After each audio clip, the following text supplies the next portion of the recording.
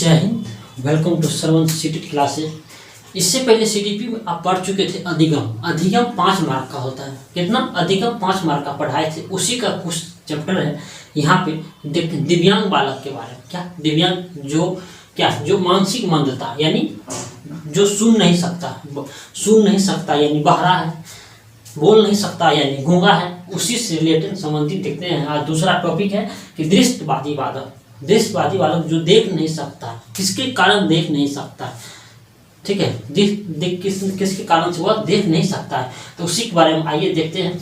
अभी तक जो भी स्टूडेंट अभी तक श्रवण सीटेट क्लासेस को ज्वाइन नहीं किए हैं, कृपया ज्वाइन कीजिए, ठीक है, और अधिक से अधिक ग्रुप में शेयर करने की कोशिश कीजिए। अगर आप इस तरह का वीडियो का लाभ उठाने के लिए चाहते हैं, तो अगर आप पीडीएफ भी चाहते हैं तो इस वीडियो के डिस्क्रिप्शन में हम लिंक डाल देंगे, ठीक है। इस वीडियो के डिस्क्रिप्शन में टेलीग्राम का लिंक डाल देंगे, टेलीग्राम ज्वाइन कीजिए और वहां से आप पीडीएफ भी डाउनलोड कर सकते हैं। आपको किसी भी तरह का सीटेट से रिलेटेड आपको नोटिफिकेशन आता है तो हम आपको वहां पे अवेलेबल करवा देंगे, ठीक है। आप वहां पे आप ज्वाइन कर सकते हैं, ठीक है। तो आइए देखते हैं क्या मानसिक मंदता वाला जो ब्रेन से सुन नहीं सकता है, उसका क्या कारण है? मानसिक बात, इस तरह के बालक को हम क्या कहते हैं? दिव्यांग बालक कहते हैं। क्या कहते हैं?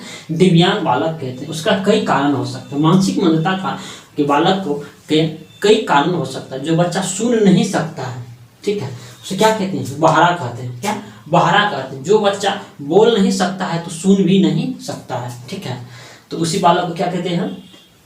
बहरा बालक कहते हैं। क्या कहते हैं? बहरा कहते हैं। मानसिक मंदता बालक के कई कारण होते हैं। मानसिक मंदता बालक के कई कारण होते हैं। क्या होते हैं? कई कारण होते हैं। कहते हैं जब जन्म लेने से पहले यानी माँ के गर्भ में जब रहता है उसी टाइम इसको किसी इस तरह का प्रॉब्लम होता है, किसी तरह का प्रॉब्लम हो जाता है जिसके चलते ये सुन नहीं पाता है। जब बच्चा इशू होता है उसके बाद कुछ दिनों के बाद पता चलता है कि यह सुन नहीं सकता है, ठीक है। तो देखिए क्या उसका कारण क्या हो सकता है? गर्भावस्था के दौरान सही रूप से ऑक्सीजन का संचरण सही रूप से नहीं होना। तो गर्भावस्था के दौरान सही रूप से ऑक्सीजन का संचरण सही रूप से नहीं होना, समझे? जब बच्चा गर्भ में रहता है, 9 मंथ गर्भ में रहता है, उसी टाइम में उसको सही रूप से ऑक्सीजन नहीं मिल पाता है, जिसके कारण बच्चा का ब्रेन का नस सिकुड़ जाता है, जिसके कारण वह बहरा हो जाता है। उसे कहते हैं मानसिक मंदता कहते हैं। दूसरा है गर्भावस्था के दौरान माँ के द्वारा अधिक मात्रा में ड्रग्स या दवा का सेवन करना। क्या? जब बच्चा गर्भ की अवस्था में रहता है उसको हर एक तरह का बीमारी पेन होते रहता है, ठीक है, दर्द और समस्या से जूझते रहते हैं। थोड़ा बहुत परेशानी हुआ तुरंत दवा का इस्तेमाल करता है, जिसके कारण बच्चा पे असर पड़ता है। क्या कहते हैं? गर्भावस्था के दौरान माँ के द्वारा अधिक मात्रा में ड्रग्स या दवा का सेवन करना, उससे भी मानसिक मंदता हो सकता है, ठीक है। उसके बाद चलिए तीसरा नंबर का टॉपिक है कि सही रूप से पौष्टिक आहार की कमी होना। जब गर्भावस्था के दौरान सही रूप से उसकी माँ को पौष्टिक आहार नहीं मिलता है तो उसके कारण भी मानसिक मंदता हो सकता है। अब तो सही रूप से पौष्टिक आहार नहीं मिल पाना, इसका कारण 2 कारण हो सकता है। या तो गरीब फैमिली का होगा तो उसको सही रूप से पौष्टिक आहार नहीं मिलता होगा। अगर अमीर फैमिली का होगा तो उसको तो हर तरह का सॉल्यूशन मिलता होगा, ठीक है। इसी तरह से गरीब फैमिली से बिलोंग करता होगा तो उसको पौष्टिक आहार बहुत कम मात्रा में मिलता होगा। दवा को भी वो बहुत कम मात्रा में यूज करता होगा, क्योंकि यहाँ पे दिया गया है कि पौष्टिक आहार की कमी होना, ठीक है, पौष्टिक आहार की कमी होना जिसके चलते मानसिक मंदता हो सकता है। उसके कारण चौथा, जन्म के बाद मस्तिष्क में किसी भी प्रकार की क्षति या चोट लगने के कारण मानसिक मंदता हो सकता है। जब बच्चा इशू करता है, जब जन्म कर लेता है, उसके बाद कुछ दिनों के बाद उसको जब सर में चोट लगता है, चोट लगने के बाद या किसी तरह का मन चलिए बाइक से जब बच्चा इशू होता है तो हम उसको कई तरह का रोग उत्पन्न हो जाता है, ठीक है। उसके चलते हम कहीं उसके डॉक्टर के पास हम जब ले जाते हैं, हो सकता है रास्ते में बाइक पे जा रहे हैं, जब हो सकता है रास्ते में अगर गिर गया महिला फिसल के, या किसी भी प्रॉब्लम से उसके टाइम में उसके सर में चोट लगना या किसी तरह का क्षति पहुंचना, तो उसको मानसिक मंदता का कारण शिकार वो बन सकता है।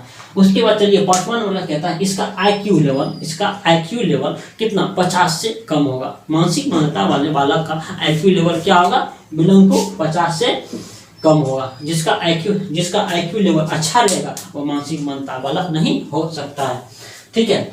तो आप आई होप बहुत अच्छे से समझे होंगे। तो चलिए दृश्यवादी बालक ये भी एक प्रकार का वही सेम समस्या है, ठीक है। दृश्यवादी बालक का कई कारण हो सकता है। क्या हो सकता है, दृश्यवादी बालक का कई कारण हो सकता है जिसके चलते वो दृश्यवादी आंख से नहीं देख सकता, आंख से अंधा होगा, ठीक है। जन्म के समय ऑक्सीजन का सही रूप से संचरण नहीं होना।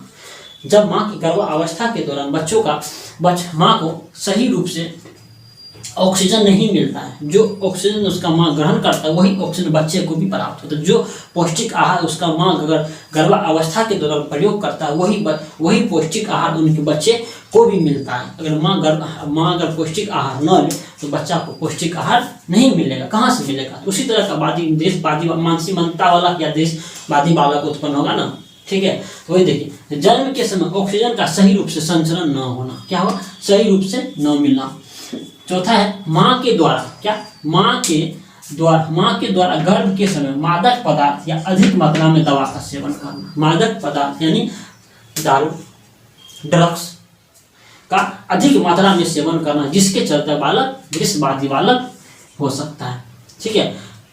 तीसरा है यह अनुवांशिक भी हो सकता है। अनुवांशिक मतलब यदि उसके फैमिली में किसी को हो, यदि कोई उसके फैमिली में किसी को भी अगर उसके पापा अंधा हो या उसकी माँ अंधा हो तो हो सकता है उसके बच्चे पे भी उसका असर पड़ेगा। तो वही कहता है यह अनुवांशिक भी हो सकता है, यानी अनुवांशिक यानी जेनेटिक भी हो सकता है। यदि उसके फैमिली में दादा नाना मम्मी पापा किसी को हो तो उसके बच्चे के ऊपर भी असर पड़ सकता है। चौथा है किसी बार दुर्घटना के कारण आंखों की रोशनी जा सकती है। किसी बार दुर्घटना के कारण भी आंखें की रोशनी जा सकती है, जिसके कारण बच्चा दृश्यवादी बालक हो सकता है, अर्थात यह बालक एक दृश्यवादी बालक हो सकता है। क्या हो, अब ये आपके मन में क्वेश्चन उत्पन्न होता होगा कि दृश्यवादी बालक जब अंधा हो तो वो पढ़ेगा कैसे, लिखेगा कैसे पढ़ लिख सकता है। तो दृश्यवादी बालक के लिए एक लुइस ब्रेल नामक एक वैज्ञानिक था जिसने ब्रेल लिपि का आविष्कार किया। कितने ब्रेल लिपि का आविष्कार किया, कब, सन 1920 ईस्वी में किया, जिसमें 6 उभरी सतह दिया जिसे छूकर या स्पर्श करके बच्चे पढ़ सकते हैं, ठीक है। कौन दिया, लुइस ब्रेल।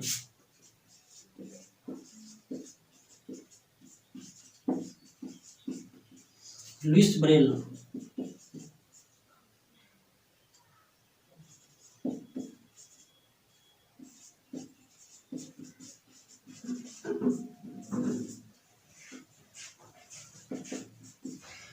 ब्रेल नाम का एक वैज्ञानिक था जिसने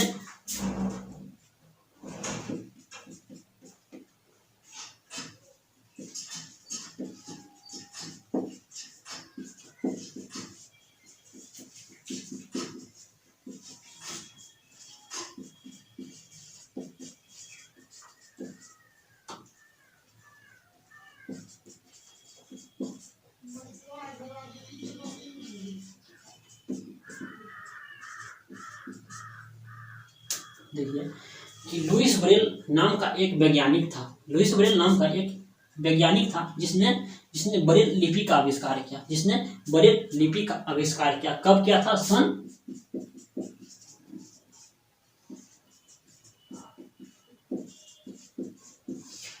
1920 ईस्वी में। कब, सन 1920 ईस्वी में, जिसमें 6 उभरी सतह दिया। क्या दिया, 6 उभरी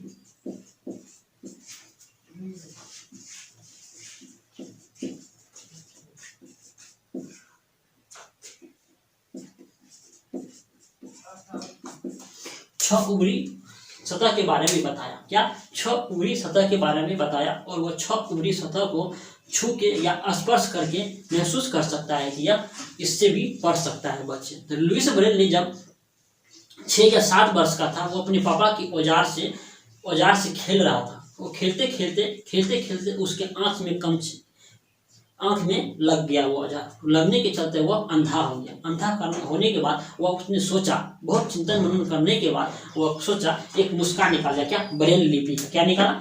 एक ब्रेल लिपि का प्रयोग किया जिससे बालक छू के और स्पर्श करके वह पढ़ सकता है। ब्रेल लिपि का आविष्कार के क्रम सन 1920 ईस्वी में किया। कब? सन 1920 ईस्वी में किया, जिसमें 6 उभरी सतह दिया। क्या? 6 उभरी सतह दिया, जिसे छू कर या स्पर्श करके बच्चे पढ़ सकते हैं। क्या करते हैं? छू के या स्पर्श करके बच्चे पढ़ सकते हैं। ठीक है, तो ब्रेल लिपि में आप समझ गए दृष्टिबाधित बालक कैसे पढ़ सकते हैं, छू कर या स्पर्श करके पढ़ सकते हैं। ब्रेल लिपि में कितने अक्षर होते हैं? 6 अक्षर होते हैं। कितने अक्षर होते हैं? 6 अक्षर होते हैं। कितने अक्षर होते हैं? 6 अक्षर होते हैं, जिसे बच्चे छू कर या स्पर्श करके पढ़ सकते हैं। आई होप आपको वीडियो अच्छा लगा हो।